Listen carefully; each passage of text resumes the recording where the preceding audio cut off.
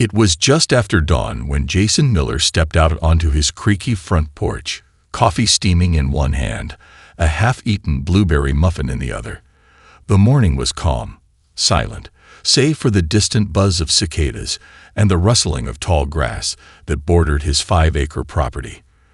A light breeze rolled across the land like a whisper, and for a moment, everything felt exactly as it should. Then he saw it. Taped, duct-taped, no less. To his front screen door was a thick manila envelope, slightly crumpled at the corners, the tape curling from dew. It hadn't been mailed. No stamps. No return address. Just a single word scrawled across the front in thick, aggressive Sharpie. Final warning. Jason's stomach dropped. He hadn't ordered anything. He wasn't expecting visitors. He scanned the tree line instinctively, as if someone might be watching. But the woods stood still, innocent, coffee forgotten. He tore the envelope from the door, peeled it open, and pulled out a stack of papers that looked and felt like legal documents. At the top of the first page, embossed in a cheap gold seal, was a name he'd never seen before: Oak Hills Property Owners Association. The letter read like an execution order.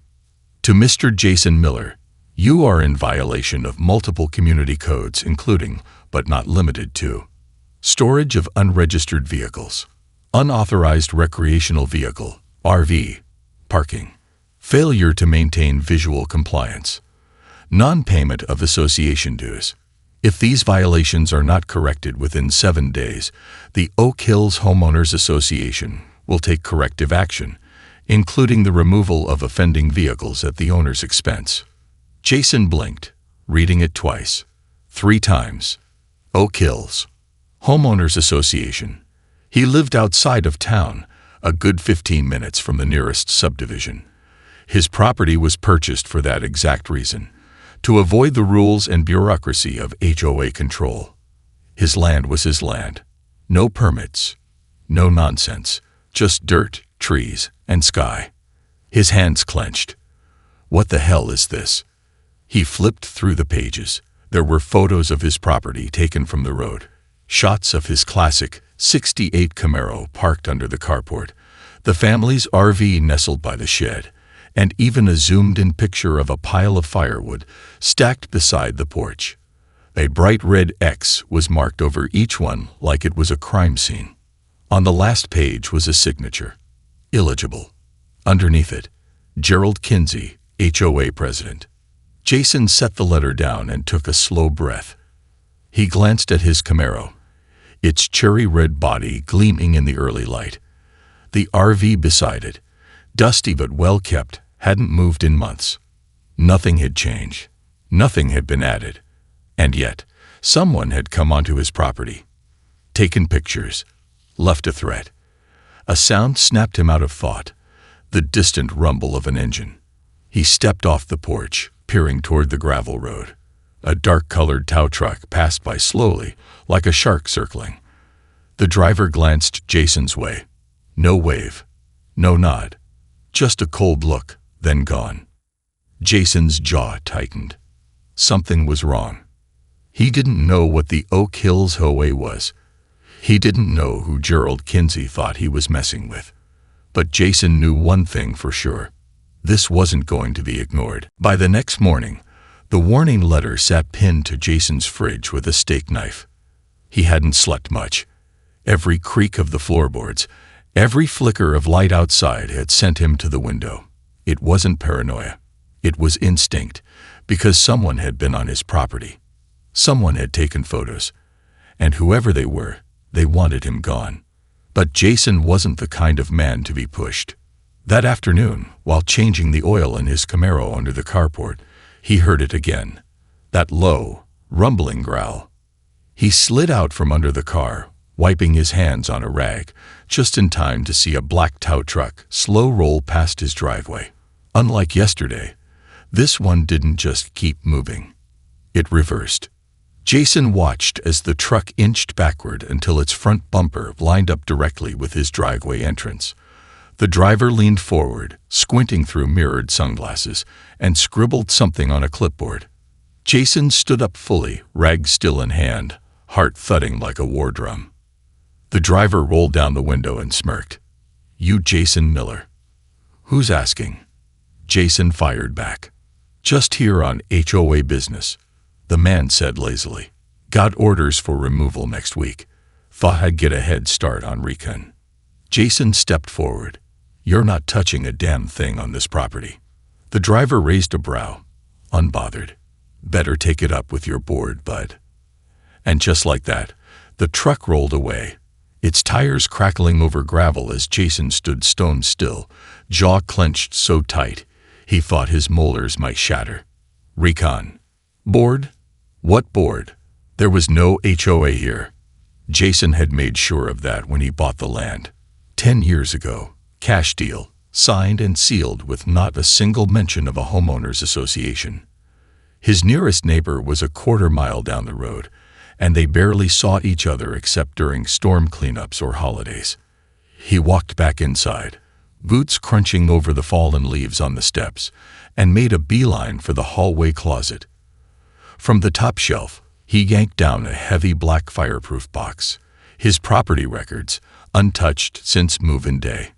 He placed it on the kitchen table and cracked it open like a vault. Deed? Check. Survey maps? Check. Tax receipts, titles, utility records, all present, all in his name.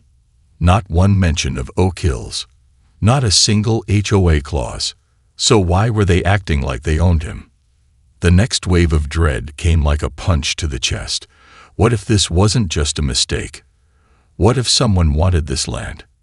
He opened the fridge, stared at the steak knife holding up the warning letter, then yanked it down and grabbed his laptop. He typed Oak Hills Property Owners Association into a search bar. The first link took him to a glossy website with smiling neighbors, golf carts, and perfectly trimmed bushes. It felt fake, too clean. He dug deeper. Minutes turned into hours. Meeting minutes, public complaints, forum threads. Then he found it, a post on a small local blog, buried in the comments section. "Watch out for Oak Hills HOA. They're trying to redraw boundary lines to absorb more properties. My cousin lives just outside their territory and started getting letters too. Legal intimidation tactics. They want control. Spread the word." Jason's blood ran cold. This wasn't an accident. This was a power grab. And they had just messed with the wrong guy. Jason didn't sleep again. Not out of fear, but fire. The more he uncovered, the deeper the rot seemed to go. By dawn, his dining table was buried under a blizzard of papers, printed maps, screenshot forums, and highlighted notes. His laptop battery had died twice during the night from overuse, and at the center of it all, like a cancerous spider's web, was that same name, Oak Hills Property Owners Association. And Jason, he was never supposed to be part of it, but they were pretending otherwise. He took a long look at one particular document, a boundary map of the HOA, pulled from their own website. At first glance, it seemed clear-cut, but then Jason noticed something odd. A thick red outline, drawn by hand in a different color, one that snaked just far enough to touch the edge of his property. He squinted. The lines were imprecise, inconsistent. There were no proper survey markers, no official lot numbers. It looked less like a legal map and more like someone had taken a crayon to a Google Earth screenshot. And that's when the pit in his stomach twisted deeper. They weren't enforcing rules. They were faking them. He stormed back to the fireproof box and pulled out the original property survey he received during closing, a crisp, notarized map with exact GPS coordinates and boundary markers. He laid it side by side with the HOA's copy. The two didn't match. Not even close. Jason's lot, lot number 14 in the county records, sat completely outside of the HOA's reach. There was a full 200-foot buffer of wooded easement between his backyard and the nearest Oak Hills home. The difference was like night and day. Yet the HOA map tried to show his lot as if it were nestled within their boundaries. Sloppily, quietly, illegally. And the worst part, he wasn't alone. Jason started checking the names on the HOA's newly added properties, a list mentioned in their latest newsletter, which he found archived in a dusty corner of their website. He picked 5 random names and plugged them into the county assessor's office. 3 of them weren't even in Oak Hills. They were pulling in outsiders, and no one was stopping them. As he scrolled through the online complaint forum again, Jason's eye caught a comment he'd missed before. "They pressured us into paying dues even though we're not technically in the HOA. Threatened lions. My husband caved. We paid just to make them stop." It hit Jason like a freight train. Extortion, disguised as dues. They tried it on him, only he wasn't rolling over. He stood up so fast his chair screeched against the tile. Outside, the Camaro gleamed in the early sunlight, and the RV sat peacefully next to it, oblivious to the war brewing around it. Then his phone buzzed. Unknown number. Voicemail. Jason played it. "Mr. Miller, this is a courtesy call from the Oak Hills Property Owners Association. We noticed your non-compliance continues. If corrective action is not taken within 48 hours, we'll be forced to escalate matters. This is your second and final notice." Click. Jason stared at the screen, heart pounding, the message echoing in his mind like a countdown. 48 hours. They thought they could scare him into silence. But Jason wasn't just going to prove them wrong. He was going to burn their entire scheme to the ground. Jason walked into the HOA board meeting like a man loading a shotgun with facts. The room was too quiet. Rows of neatly arranged plastic chairs filled the small, overly air-conditioned community center. The lights above buzzed with that cheap fluorescent flicker, casting sterile shadows over the long folding table where 5 board members sat with clipboards and self-importance. At the center of the table was a man with silver hair and smugness sharp enough to cut granite. He didn't need a name tag. Jason recognized him from the signature on the notice. Gerald Kinsey, self-proclaimed president of the Oak Hills HOA. Kinsey leaned back in his chair, fingers steepled, a plastic water bottle at his side. "You must be Mr. Miller," he said with a rehearsed smile. "Glad you could join us. We weren't expecting you to attend, but we always welcome community participation." Jason didn't smile. "I'm not your community." Kinsey chuckled. "Well, let's see if that's true." Jason dropped a manila folder onto the table with a satisfying slap. Maps, deeds, boundary surveys, GPS coordinates, everything. The legal blueprint of his property's independence. "I don't belong to Oak Hills. Never have. Never signed anything. Never agreed to anything. And I've got the paperwork to prove it." Kinsey's smile cracked, just slightly. One of the board members, a woman with a tight bun and twitching fingers, began flipping through the pages. Another member leaned over her shoulder and frowned. Kinsey didn't move. "Sometimes property lines are fluid," he said coolly. "HOAs evolve. Expansions occur. If your land now falls within the parameters, it doesn't." Jason snapped. "Your own boundary map is trash. No surveys, no county filing. Just red lines drawn with a mouse and a dream." Another board member coughed awkwardly. "Gerald, maybe we should double-check." "I did check," Jason interrupted. He pulled out the official county assessor's map, unfolded it like a sword, and tapped his lot, clearly outside the HOA zone. "You crossed a line," Jason said, voice like iron. "You sent threats, took photos on my land without permission. You impersonated legal authority, and now you're issuing fake fines. That's fraud. That's harassment. That's actionable." The bun-haired woman paled. The room began to shift. Kinsey's confidence, once a fortress, was showing cracks. His fingers unsteepled. He leaned forward, his voice quiet and clipped. "Mr. Miller, these matters can be resolved amicably. You're making quite a scene." Jason leaned in too. "You haven't seen a scene yet. For a few long seconds, no one moved. No one breathed.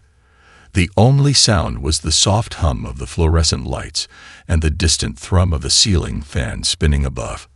Then Kinsey spoke again, lower this time, eyes like needles. "You're not the only one we've sent notices to. The HOA is growing. It's only a matter of time." Jason stared at him. "You can't just grow your authority like a weed." Kinsey's smile returned. "That's the thing about weeds, Mr. Miller. Most people don't notice them until they've taken over the yard." Jason gathered his papers, his voice calm but cutting. "Then it's a good thing I came with Weed Killer." He walked out without another word, leaving silence and panic in his wake. Outside, the wind whipped through the parking lot as Jason exhaled deeply. The battle lines were drawn. The HOA might have been playing a quiet game of paperwork and pressure, but now it was war. The drone dropped like a hawk from the clouds. Jason stood in the middle of his field, arms crossed as the small quadcopter buzzed above the treetops, scanning his land with a high-resolution camera. Next to him stood Eli Ramirez, a licensed land surveyor with boots caked in red dirt and a measuring wheel slung over one shoulder like a weapon. "You weren't kidding," Eli muttered, eyes locked on the tablet in his hand. "This whole thing smells like a setup." "I don't get set up," Jason replied. "I get even." The sun hung low, casting long shadows across the golden grass. Jason's Camaro gleamed in the distance, and his RV sat still, like a sentinel guarding secrets. He'd hired Eli after realizing that proving his land's independence wasn't enough. The HOA wasn't making mistakes. They were making moves. And if they'd falsified their own maps, what else had they faked? Jason wanted evidence. Hard evidence. Eli dropped to one knee, lining up a laser measure with the edge of Jason's fence. He tapped a few keys, then frowned. "You see this?" he asked, pointing at the tablet screen. "The county records say the buffer zone between your property and the HOA land is exactly 208 feet. But when I just measured it," he tapped again, "it's 224. Jason raised a brow. So they've been lying to the county too. Or someone's been altering the records. Eli stood up, brushing dirt off his jeans. "But here's where it gets weird. 2 other properties next to yours. Same thing. Their boundaries got revised a couple months ago. Subtle changes, just enough to slide them into HOA range without raising alarm bells." Jason's eyes narrowed. "Why?" Eli glanced around before answering, like someone might be listening. "HOAs make money through dues and penalties. More properties means more cash. And with land values rising around here, someone's trying to expand the turf before people realize what's happening." Jason took a long breath, heart thudding like a war drum. "They're not just making up rules. They're forging lines." Eli nodded. "And if they try to enforce them, that's fraudulent enforcement of authority. Illegal as hell. But here's the trick. They're counting on people not fighting back. Just paying the fines to make it all go away." Jason glanced toward the woods. He remembered the tow truck, the voicemail, the camera flash in the trees 2 nights ago. They weren't just bluffing anymore. They'd messed with the wrong guy, he muttered. Suddenly, Eli's phone buzzed. He glanced at the screen, and his face changed. "What is it?" Jason asked. "Someone's trying to access the county plat server," Eli said slowly. "From a private IP. They're editing boundary overlays in real time." Jason's blood turned to ice. "You think they know we're doing this?" Eli didn't answer, but his silence spoke loud. They were being watched. Jason looked toward the tree line, then toward the empty road in the distance. He suddenly felt very exposed. "Get me a hard copy of everything," he said quickly. "Screenshots, measurements, timestamps, every inch. If this blows up, I want to be holding the match." Eli nodded. "I'll have it to you tonight." As the drone soared back into the sky, Jason stood in the fading light, alone on land that felt less like home and more like a battlefield drawn in invisible ink. He wasn't just protecting his property now. He was uncovering a network, one that fed off silence, bullied the unknowing, and blurred the law just enough to stay in the shadows. But Jason, he had just switched on the spotlight. The break-in wasn't clean. Jason knew it the moment he stepped onto his porch and saw the muddy boot print on the door. The lock was intact, but the doorframe had a faint crack near the edge, like someone had tested it, pushed it, threatened it. Inside, nothing looked stolen, nothing shattered, but something was off. Jason's gut twisted as he scanned the room. His papers had been disturbed. His folder of survey maps moved slightly. The drawer where he kept his trail cam memory cards, half open. They were sending a message. But Jason didn't scare easy. He picked up his phone, dialed Eli. "Did you drop off the files?" "Yeah," Eli replied, voice tense. "Mailed 2 USBs to your P.O. box, just like you said. But I got a weird feeling. Someone followed me when I left the print shop." Jason's eyes narrowed. "They're getting desperate. Or confident," Eli said quietly. "Either way, they're watching us." Jason ended the call, fire burning behind his eyes. The HOA had crossed a line. It wasn't just intimidation anymore. It was a chess move, a warning. And in doing so, they'd made one fatal mistake. They assumed he was alone.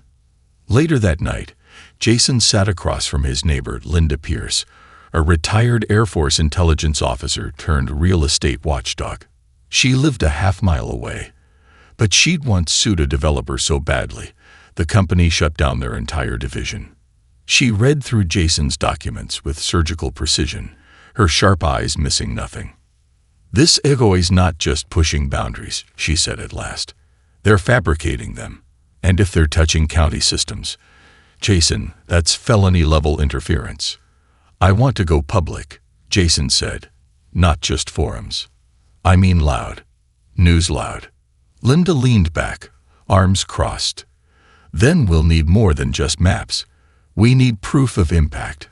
People they've extorted, fines they faked, lions they threatened. If we show a pattern, we can bury them in exposure." Jason nodded. "I got names. I'll start knocking." But the HOA wasn't going to wait. That same week, Jason received a certified envelope on his doorstep. Inside, a copy of a notice of violation, this time claiming his RV was obstructing the visual harmony of the neighborhood. Attached was a fine of $950, with a note warning of further legal consequences if payment wasn't received within 10 days. No court seal, no jurisdiction listed, just the HOA's logo in faded black ink and a return address to a P.O. box. Jason laughed bitterly. They were doubling down. He stapled the notice to a plywood board and planted it at the edge of his driveway, beneath a bold hand-painted sign. "Not an HOA member. Do not trespass. Fraud equals felony." Then he installed 4 new trail cams, mounted higher, hidden deeper, connected straight to a cloud backup. Let them come again. That night, his phone buzzed with a message from Linda. "Local journalist I know is interested. She's seen this before. Wants to talk tomorrow. Bring everything." Jason replied with one word. "Done." He stared out the window into the night, shadows dancing across the trees. The house was quiet, but it didn't feel still. The HOA wasn't backing off. They were preparing for the next strike. But now, so was he. The headline hit like a sledgehammer. "Fake HOA accused of land fraud. Targeting homeowners outside its jurisdiction." By Sarah Kemp, Channel 4 investigative team. Jason stared at the glowing TV screen in his living room as the news segment rolled, his own voice playing back at him from a taped interview. Sarah Kemp, with her no-nonsense delivery, detailed everything. The falsified boundary maps, the bogus fines, the altered county overlays, and the people who had paid out of fear. Beneath it all ran a split-screen image, a highlighted map showing Jason's property clearly outside of the Oak Hills HOA zone, side by side with the HOA's version, doctored, Manipulated. Fake.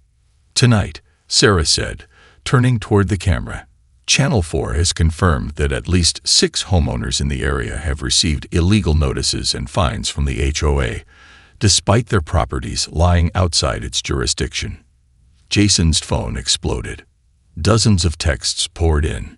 Neighbors, strangers, former victims, some angry, some crying, all of them scared. And now, suddenly, brave. But the HOA, they weren't going quietly. The next morning, Jason's driveway was blocked. 2 orange-vested men stood beside a county-marked utility truck. Only it wasn't a county truck. The logo had been taped on, poorly. Jason saw it the second he opened the door. "You're trespassing," he said, calm but coiled. The taller man didn't blink. "We've been ordered to inspect the electrical box on your land. Safety hazard." Jason raised his phone. Click. Photo taken. "Funny. I called the real utility company last night. No issues reported." The man hesitated, just long enough to confirm Jason's suspicion. "Get off my property," Jason said, stepping forward. "Now." The men exchanged glances and retreated quickly, too quickly. As they climbed into the truck, Jason captured their license plate. They weren't county workers. They were muscle. Hired muscle. Back inside, Jason called Sarah Kemp. Her voice was tight. "You're not going to like this," she said. "We dug deeper into the HOA's financials. Gerald Kinsey, your buddy with the silver hair, he owns a private management company." Jason already knew where it was going. They bill the HOA for services, maintenance, patrols, even the so-called legal fees for disputes like yours. It's all going back into his own pockets. A rigged system, a self-feeding machine. Jason paced the room, his breath hot. "So this whole expansion thing, it's not about order, it's about profit." "Exactly," Sarah replied. "And he's been doing it for years, but you just blew the lid off it." Jason stopped by the window. A black SUV sat parked across the street, windows tinted, engine off. Watching. Waiting. He wasn't paranoid. He was hunted.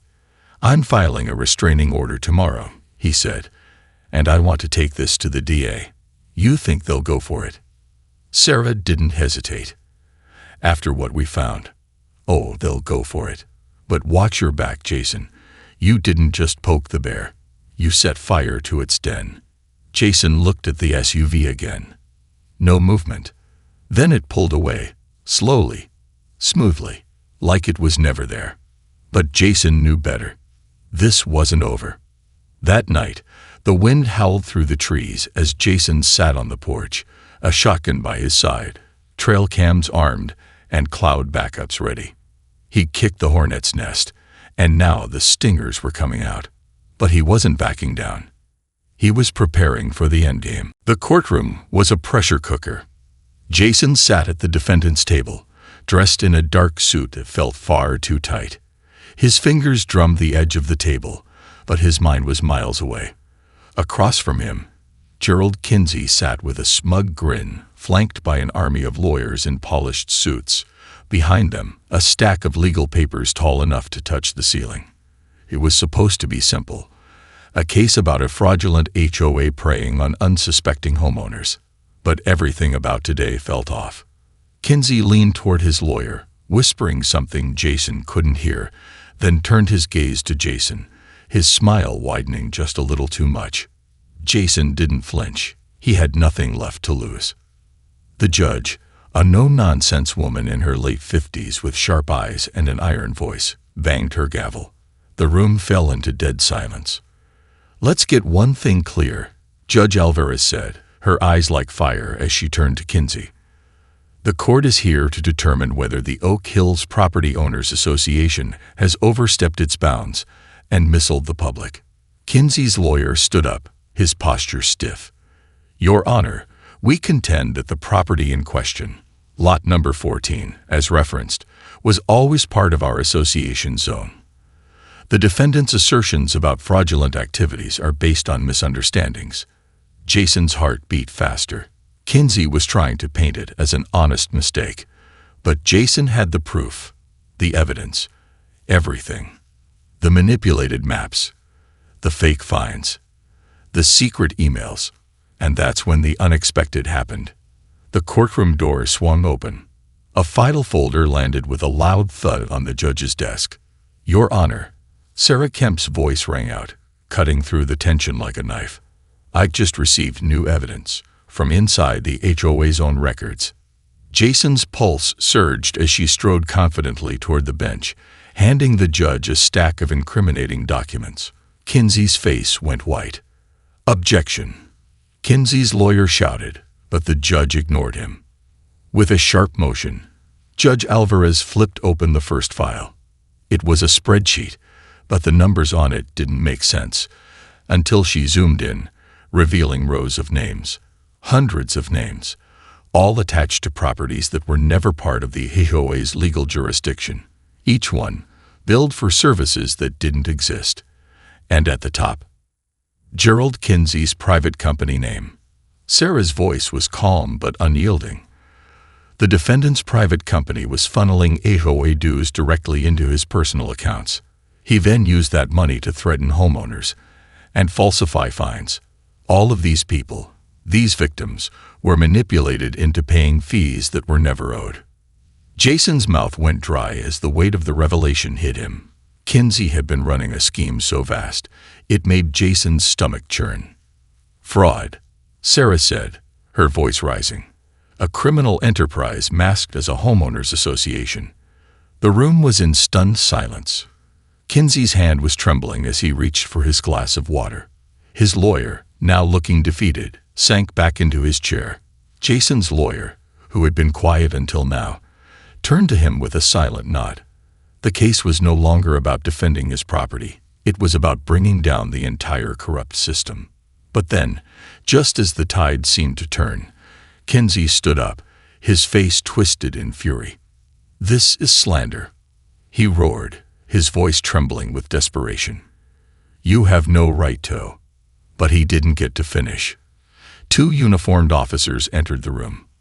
"Gerald Kinsey," one of them said, his voice stern.